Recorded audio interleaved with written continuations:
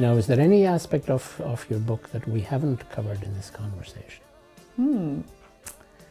Well, let's see. So I guess what I would just like to say is that one thing that I really wanted to do in this book is to introduce readers to scholarship, but in a way that was really, hopefully, accessible and interesting.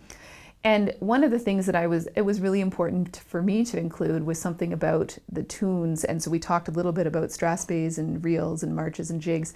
And I just wanted to add that it was really important to me to include a chapter explaining what those things are and to try to do that in terms that would be easily understandable for people who maybe don't have a very strong musical background. So maybe just to mention that for people who've always said, oh, I've always heard about reels and strathspeys, but I have no idea what they are or how you know what one is. There's a little bit of information for those people in there as well.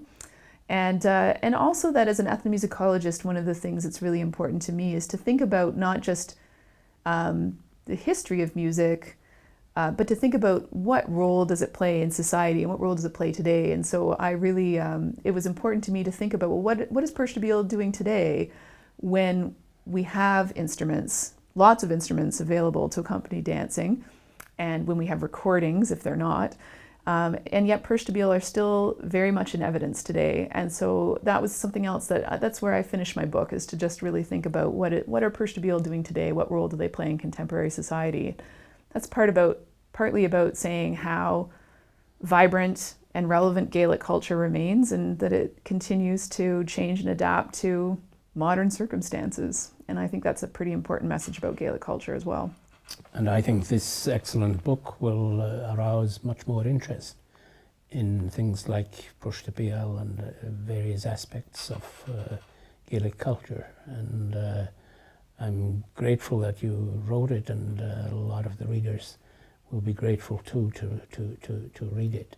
And also one of the interesting things is that the book has been published in Cape Breton, and that you are working at the University of Cape Breton, and the publisher is Cape Breton University Press, which provides Gaelic books of a kind that have not been published before.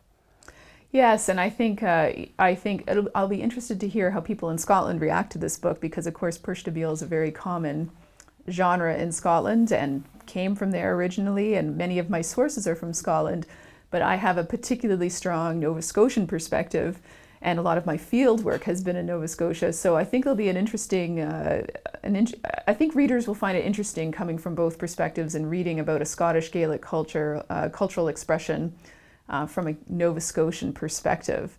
So it really made sense to me to publish it through Cape Breton University Press, and I'm really excited to be able to bring this to both a Nova Scotian and a Scottish audience, hopefully through having published it with CBU Press.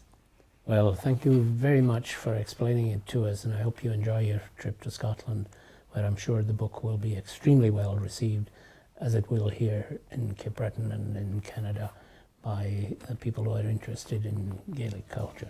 Mór an tang. Mór an tang, Guibsha.